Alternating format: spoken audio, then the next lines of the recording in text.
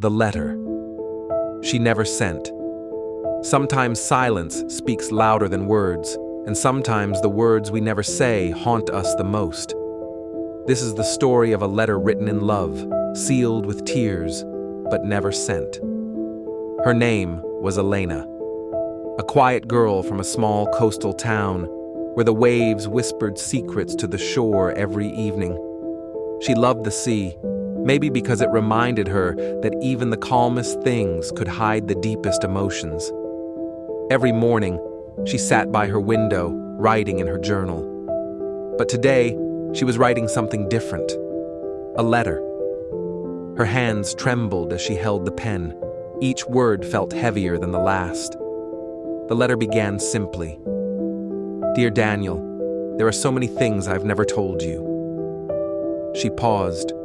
Her heart was pounding, because Daniel wasn't just anyone. He was the boy who had once promised her forever and then disappeared without goodbye. She remembered their first meeting, the rain, the laughter, the umbrella they shared. Daniel was everything she wasn't. Loud, spontaneous, alive. He made her laugh until her cheeks hurt, but life, as it often does, got in the way. Dreams pulled him to another city, and distance slowly pulled them apart. Weeks turned into months. Messages turned into silence, and the silence became unbearable. Still, she kept writing letters, one after another, but never sent any of them. Maybe she was afraid of what she might hear back. Or maybe she already knew. Now, after 2 years, she was writing again. This letter felt different. It wasn't just about love anymore. It was about closure, about the things she could never say out loud. "I still walk to the old pier sometimes," she wrote. "The sea hasn't changed, but I have." Her tears fell onto the paper, smudging the ink like fading memories. She folded the letter carefully, placed it inside an old envelope, and wrote his name on it. Daniel Reed. Then she just stared at it for hours. Should she send it? Would it even matter now? That night, there was a knock on her door, a quiet, hesitant knock. When she opened it, there stood a man in a gray coat, holding a small box. "Are you Elena?" he asked softly. She nodded. He handed her the box. "It's from Daniel," he said. "He asked me to give this to you." Before she could say a word, he was gone. Her hand shook as she opened the box. Inside, there was a small seashell necklace, the one she had given Daniel the night he left, and beneath it, a letter. A letter from him. She unfolded it slowly. The paper was old, the ink slightly faded. "Dear Elena, I don't know if you'll ever read this. I wanted to come back.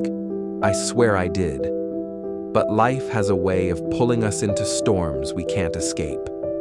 If you ever think I forgot you, please know I never did. You were the calm in every storm I faced." She couldn't hold back her tears anymore. Her hands clutched the letter like it was the last piece of him she'd ever have. At the bottom, one line stood out. "If you ever write to me again, I'll be listening by the sea." The next morning, the neighbors saw her walking toward the old pier, the letter she had written still in her hand. The sky was gray, the air heavy with rain. She sat down near the edge, read her letter one last time, and whispered softly, "I guess this is goodbye." She placed the letter inside an empty bottle, sealed it, and threw it into the sea. The waves carried it away, farther and farther, until it vanished into the horizon. She smiled faintly for the first time in years. And then, as the storm began to rise, a single flash of lightning lit the sky, and the world fell silent again. Days later, the bottle washed ashore miles away, found by a fisherman who never knew the story. He opened it, read the letter, and whispered, "Whoever you are, I hope you found peace." The wind carried his words toward the sea, as if delivering the message she never could.